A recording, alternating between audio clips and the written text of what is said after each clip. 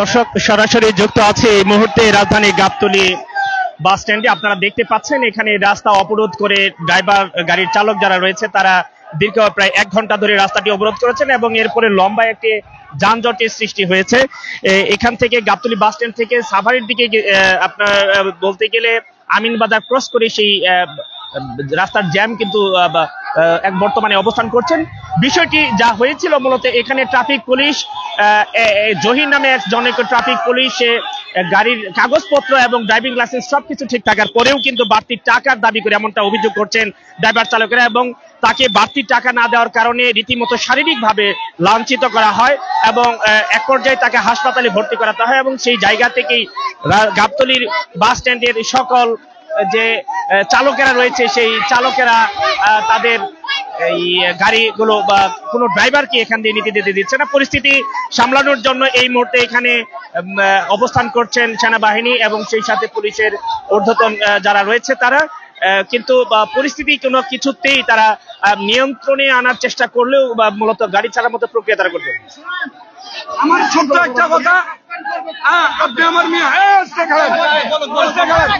আপনি আমার মেয়ের বয়স, আপনি একজন প্রধান অফিসার, বড় অফিসার, এই ছিলেন ডিসি সাহেব, আপনি ওই সার্জেন্ট আইনা এখানে জুতার মালা গলায় দিয়ে ঘুরাবেন, আমরা রাস্তা ক্লিয়ার করে দেব, নইলে যে কোনো ব্যবস্থা উত্তর দেবেন। আপনি ম্যাডাম আপনার মাথার তাজ হয়ে থাকবেন, আপনি মাথার তাজ হয়ে থাকবেন যতদিন নির্দূরে থাকবেন। বড় কথা হয়েছে আমার স্টান, আমার অধিকার, আপনি তাজ হয়ে থাকবেন ম্যাডাম, আমি দাঁড়াইতে পারি না। এইখানে যাদেরকে রাখছেন সার্জেন্ট এরা হলো সব হলো চোর। আমার টার্মিনালে আমার অধিকার, আমি বলতে পারি করে বয়ে বয়ে মনে করেন 5 টাকা খাই। সমস্যা নাই, আমরা ব্যবস্থা নিব। আপনি ম্যাডাম মাথার তাজ হয়ে থাকবেন, মানে আপনারা সবাইকে একটু বুঝান, আমরা অবশ্যই ব্যবস্থা নিব। আপনাদের মতামত শুনবে। সবচেয়ে বড় কথা স্যার, আমার টার্মিনালে তো আমার অধিকার নেই, তাহলে আমি কই দিয়ে খারামু? ভাই ম্যাডাম ওই চাঁদাবাজ ওই এই 2 টাকা বেশি করে। দর্শক দেখছেন এই মুহূর্তে বাস চালকদের সাথে এখানে ট্রাফিকের ডিসি কথা বলছেন, সেনাবাহিনীর সেনা সদস্য রয়েছেন, এখানে রয়েছেন পুলিশ সদস্য।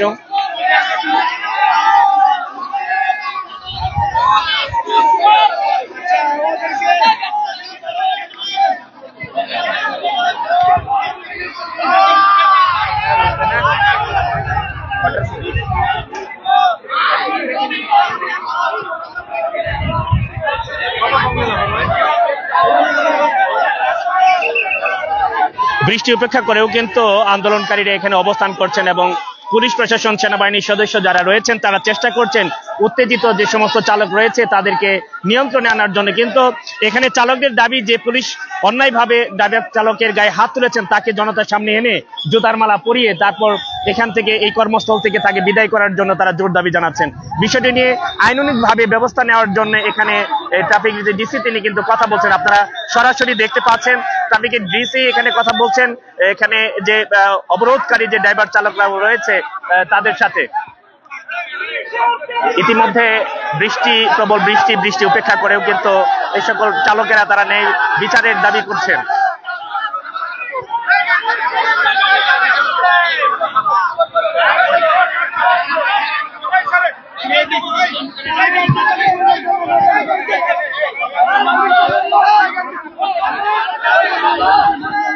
ভাই কি সমাধান আসছে?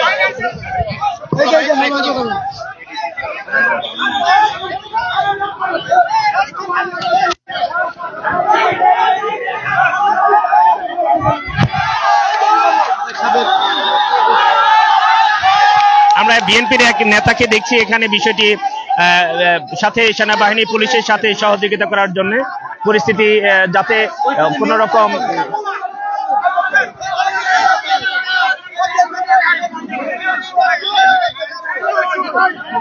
পরিস্থিতি নিয়ন্ত্রণে নিয়ে আসছে। আগে বিচার আগে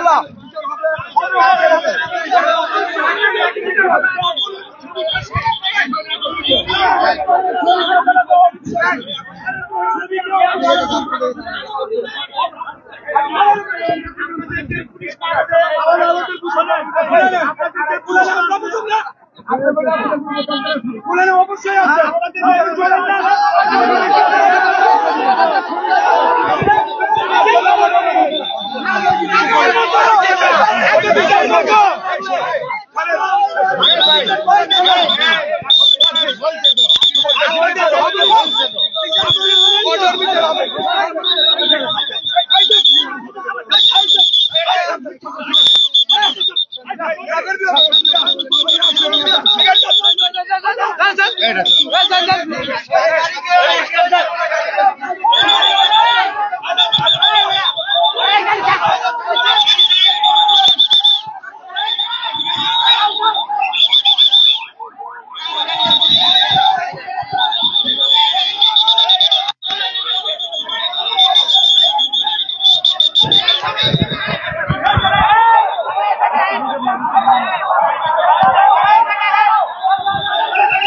তো দর্শক, দৃষ্টি উপেক্ষা করে সেনাবাহিনী সর্বশেষ তথ্য অনুযায়ী যা দেখতে পাচ্ছেন, তারা চেষ্টা করছেন এখানে স্থানীয় বিএনপি নেতা কর্মী তাদের কয়েকজন শ্রমিক নেতা এখানে এসে তাদেরকে চালকদেরকে বোঝানোর চেষ্টা করছে, কিন্তু কোনো চালকই কিন্তু তাদের বুঝ মানতে রাজি না যতক্ষণ পর্যন্ত অপরাধী যে ট্রাফিক সার্জন আছে তাদের শাস্তি নিশ্চিত না হচ্ছে। তো এই ছিল আমার কাছে সর্বশেষ তথ্য গাবতলী অবরোধ থেকে।